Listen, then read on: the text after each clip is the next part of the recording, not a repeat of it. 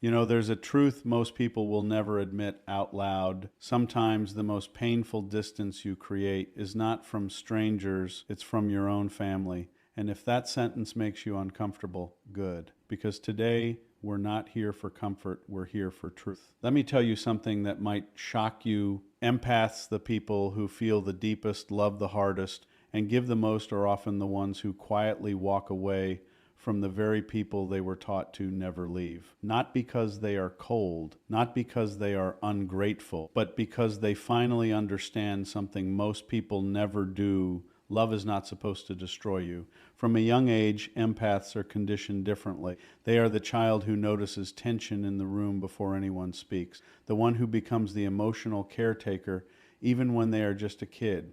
They learn to read moods, absorb pain, and fix what was never theirs to fix. And here's the dangerous part. They are praised for it. Such a good child, so understanding, so mature for their age, but what nobody sees is that this maturity is actually emotional survival. Now fast forward, that empath grows up. And one day something shifts. They start feeling exhausted, not physically, but emotionally. Drained after conversations, heavy after family gatherings, anxious before phone calls. And for the first time, a question appears in their mind: why do I feel worse after being around the people who are supposed to love me? That question changes everything. Empaths don't walk away because they are weak. They walk away because they have carried more than anyone ever noticed. They are the ones who stayed when leaving would have been easier. They are the ones who kept listening when no one ever listened back. They are the ones who kept understanding even when they were never understood.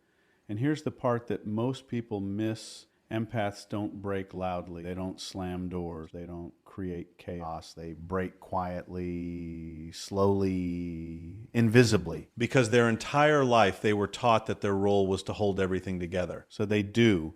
They hold the tension in conversations. They hold the pain of others. They hold the responsibility for emotions that were never theirs to carry, and they do it so well that no one ever asks if they're okay. That's how emotional overload begins. Not in one moment, but in 1,000 small ones. Every time they swallow what they really feel. Every time they say it's fine when it's not. Every time they excuse behavior that hurts them just to keep peace. They convince themselves it's love. They tell themselves this is what caring looks like. This is what loyalty means. This is just how relationships are. But deep inside, something starts to shift. A quiet exhaustion begins to grow. Not the kind you fix with sleep, but the kind that sits in your chest, that follows you into silence, that makes even simple conversations feel heavy. And still, they don't leave. Because empaths don't give up on people easily. They replay conversations in their mind trying to understand. They search for reasons behind hurtful behavior. They make excuses that protect others while slowly destroying themselves. They didn't mean it. They're just going through something that I can handle it. But here's the truth. Every time they say I can handle it, they are pushing themselves closer to a limit they don't even realize exists. And when that limit finally arrives, it doesn't announce itself. There's no warning.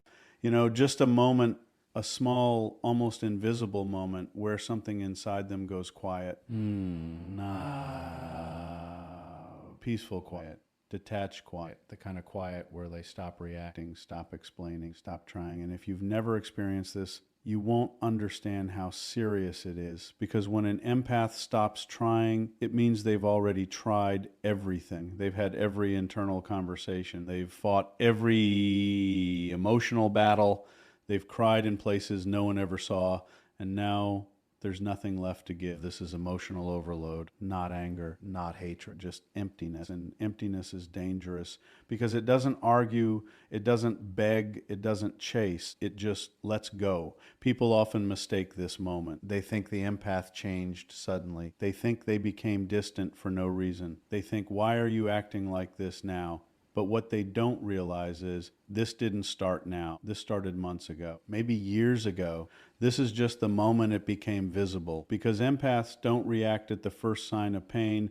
They endure it over and over again until enduring is no longer possible. And when that breaking point is reached, something powerful happens. For the first time in their life, they stop choosing others over themselves, not out of selfishness, but out of survival. They begin to see clearly. They see how much they gave without receiving. They see how often they were there without anyone being there for them. They see how much of themselves they abandoned just to keep others comfortable. And that realization, it's heavy because it comes with a painful question. Why did I accept this for so long? And that question can shake them. It can make them doubt themselves, blame themselves, feel ashamed for not walking away sooner. But here's what most people don't understand. Empaths don't stay because they're blind. They stay because they believe in people. They stay because they see potential where others see problems. They stay because they love deeply,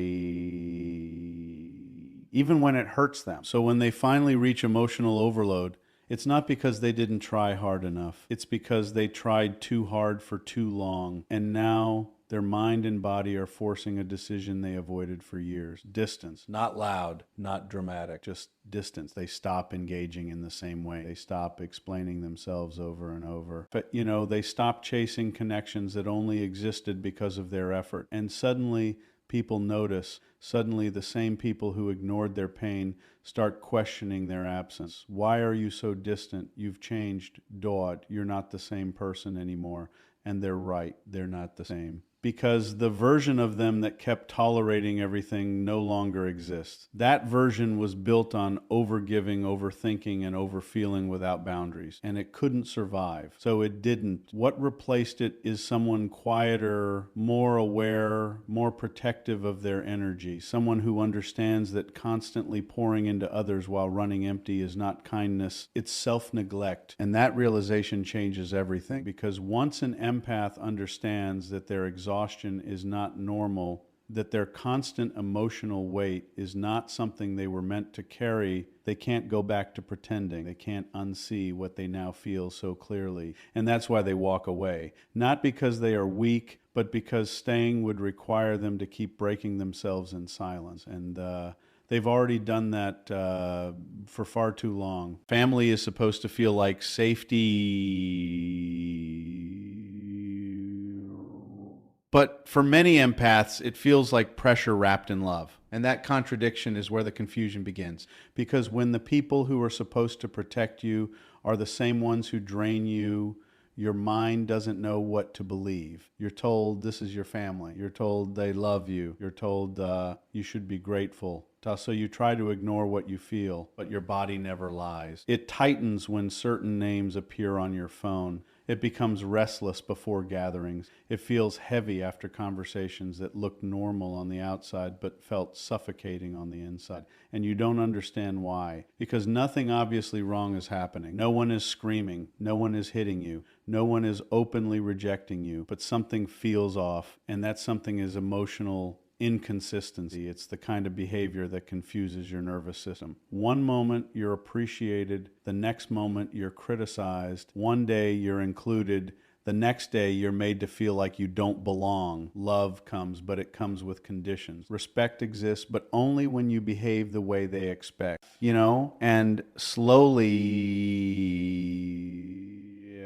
without realizing it, you start adjusting yourself. You become quieter, more careful, more aware of every word you say. You start walking on eggshells in a place that was supposed to feel like home, and that's where the damage begins. Because empaths don't just hear words, they feel intentions. They pick up on tone, energy, and unspoken tension. So even when everything looks fine, they feel everything that's not being said. They feel judgment behind compliments. They feel disappointment behind silence. They feel control hidden inside advice, and it exhausts them because they're constantly trying to stay emotionally aligned with people who are emotionally unpredictable.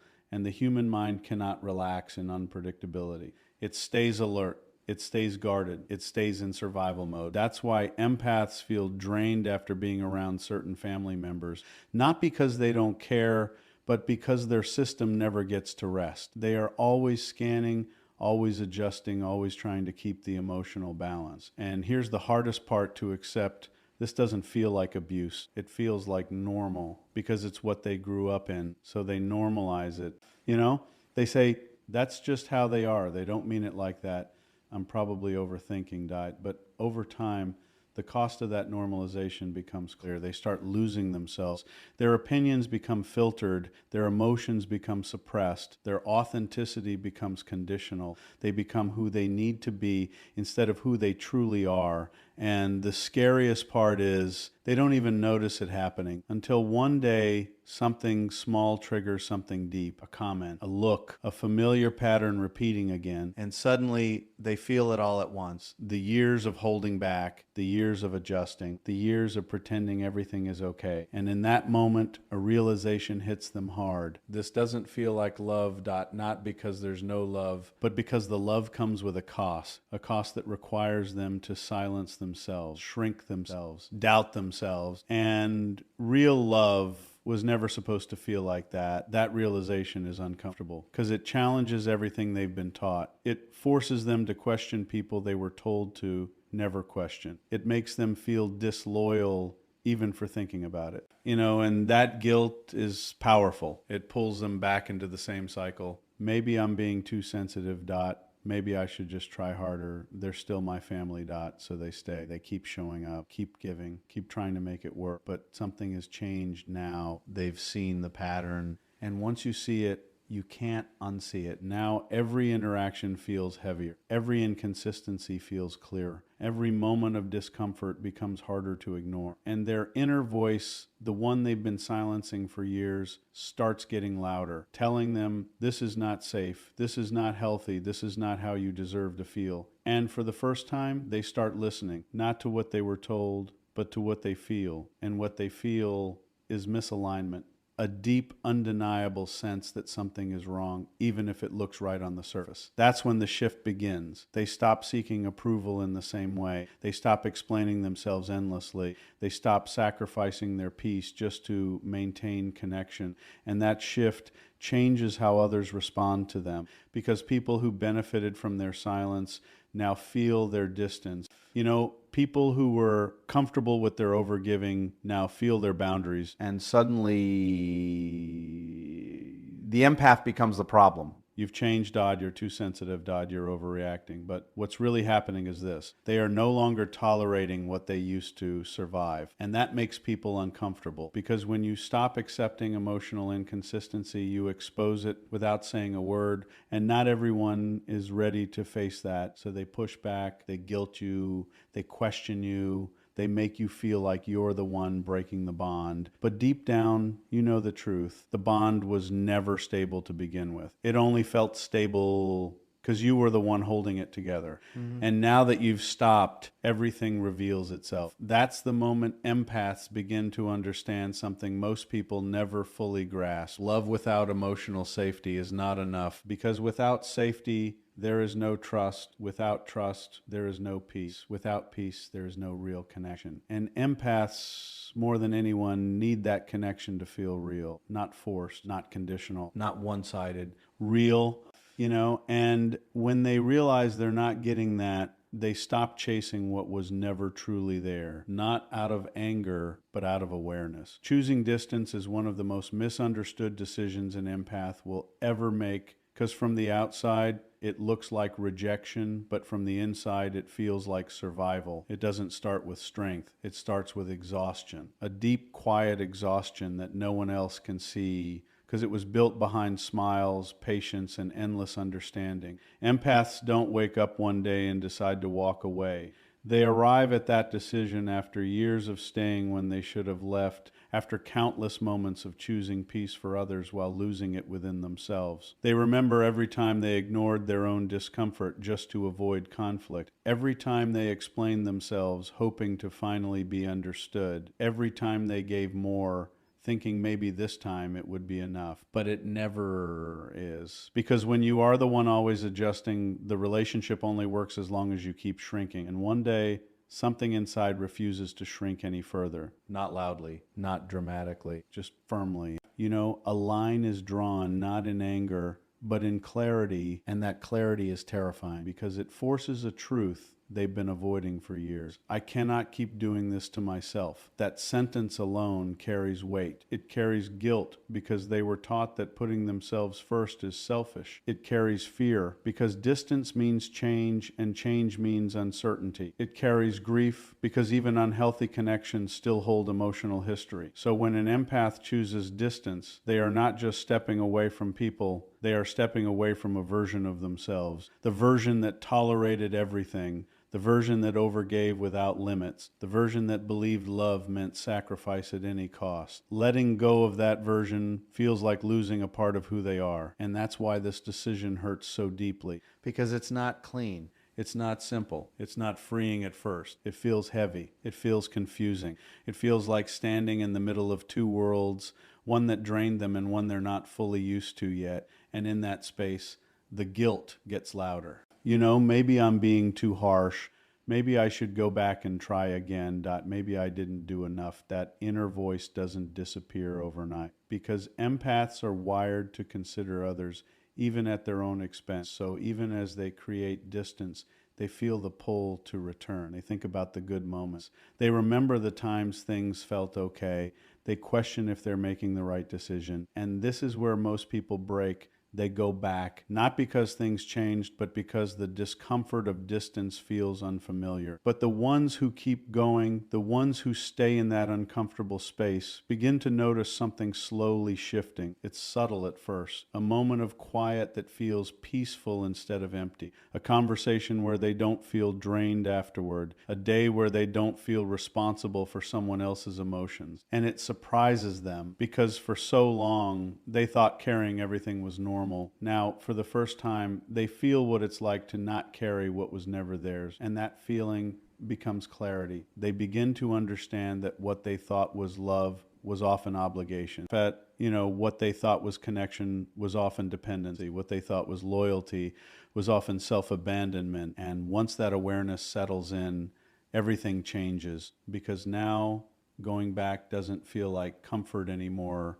It feels like losing themselves again. That's when distance transforms. It stops feeling like rejection and starts feeling like protection of their peace, protection of their energy, protection of their identity. They begin to rebuild something they never fully had before, a sense of self that isn't defined by how much they give to others. They start asking themselves new questions. What do I feel? What do I need? What do I want? Without considering everyone else first. And at first, they don't even know the answers because they've spent so much of their life focused outward, they forgot how to look inward. But slowly, patiently, they learn. They learn that their emotions matter, that their boundaries are valid, that their peace is not something they have to earn. And this learning process is powerful because it breaks a cycle that may have existed for years, even generations, a cycle where love meant sacrifice. Where silence meant respect, where endurance meant strength. They begin to see that true strength is not in how much you can Arabic to Arabic it, Arabic meme, Arabic lamb, but in what you refuse to tolerate. And that shift changes how they show up in every relationship. They no longer over-explain themselves.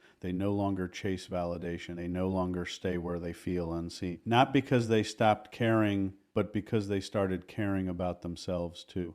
And that balance is something they never had before. Of course, not everyone will understand this. Some people will call it selfish. Some will call it cold. Some will say they've changed. But what they don't realize is this change was necessary because the version of the empath that existed before was slowly disappearing under the weight of everyone else's expectations, and choosing distance brought them back to themselves, back to their truth, back to a life where they don't have to constantly recover from the people around them. And that's not rejection, that's survival, that's growth, that's awakening. At the end of it all, the empath finally understands something that changes everything. You cannot heal in the same place that keeps hurting you.